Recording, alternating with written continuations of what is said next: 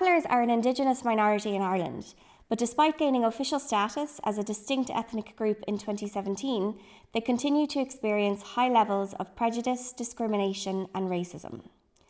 This video will share traveller perspectives on the education system in Ireland and provide some ideas on how to strengthen culturally responsive practice in relation to travellers in teacher education.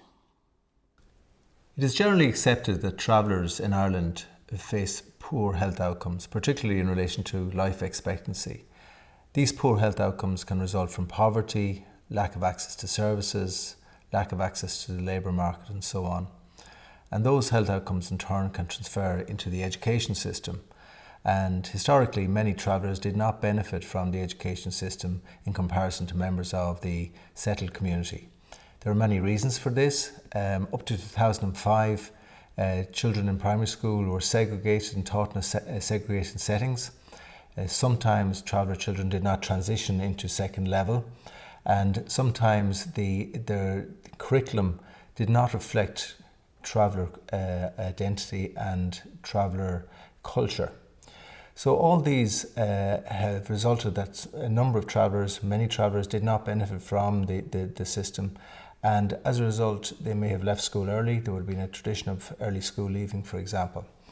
The good news is that despite racism and discrimination in society, the recent passing in the Oireachtas of the Traveller Culture and History and Education Bill has given us great hope for the future, that traveller culture, traveller identity will be reflected in the curriculum and strategies will be put in place where travellers may benefit more from the education system than they did in the past.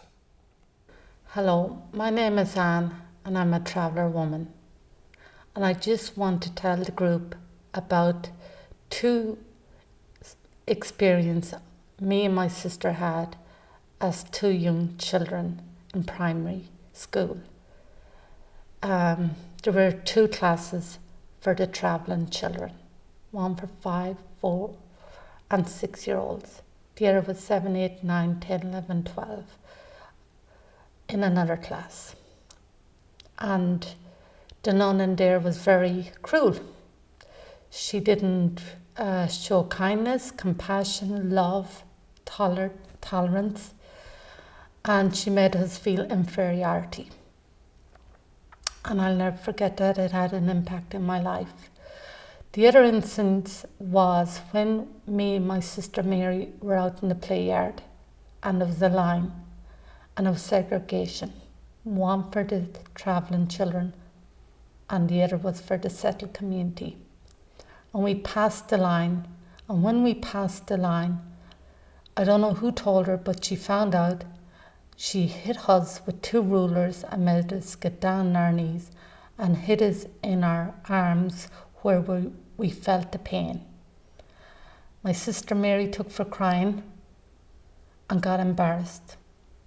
And the humiliation that she felt, and all the class travelling children looking at my sister and myself getting hit by the nun.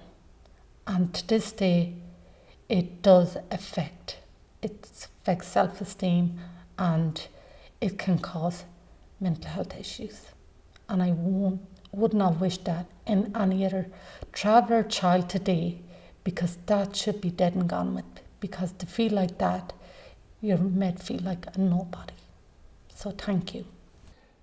Here in the Freble Department of Maynooth University, under the leadership of Aoife Titley and the DICE project, we have looked at how we can better provide education for traveller children in society in general, and then more locally in particular projects that we've developed over the last number of years. What started out as a Dissolving Boundaries project in developing leadership among our student teachers resulted in one of those students developing a homework club for local traveller children in the local primary school. This was so successful that we mainstreamed it the following year into an elective called Education Projects in the Community. And this, along with the rest of the work that's been undertaken under the DICE project, has allowed us to develop really firm partnerships with local traveller families, cultural partnerships where Anne and Donna have invited us to share some of the cultures and identities of the traveller community with our students.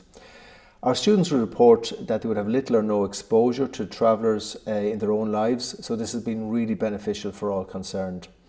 It has resulted in critique and dialogue and reflection, and it has allowed us to look at travellers in education from a number of perspectives, from the philosophical perspective in terms of the values that underpin our programmes in terms of inclusion, from the policy perspective, looking at policy, anti-bullying, anti-racism policies in primary schools, and from a pedagogy in terms of how traveller culture and identity can be included in the curriculum, and that is the national curriculum, or it could be the local curriculum, how it is interpreted locally in local primary schools. So overall, this has been a very beneficial project. Our students have learned a huge amount from those cultural exchanges in particular, and hopefully this will mean that in the future they will become better primary school teachers at including travellers in the education system. 2 suggestions I would have for primary teachers would be: 1, build a relationship with the traveller child. Get to know him or her as they are, not who they're not. Let them know they feel belonged. That's very, very important. Let them feel safe. And the more you build a trust, the more the child will develop and show their real potential. 2nd would be, if I was a teacher and I was working in another group, I'd have to face my fears, go to that community and get to know them and build a relationship up with them and let them know that it's safe to communicate, to break the segregation. 2, if they're not happy with that, we have training centres. Type them in, get to know them, and go to our leaders and they'll introduce you. There's youth services there in Exchange House and Pavy Point and ITM. And KTA Travel Action.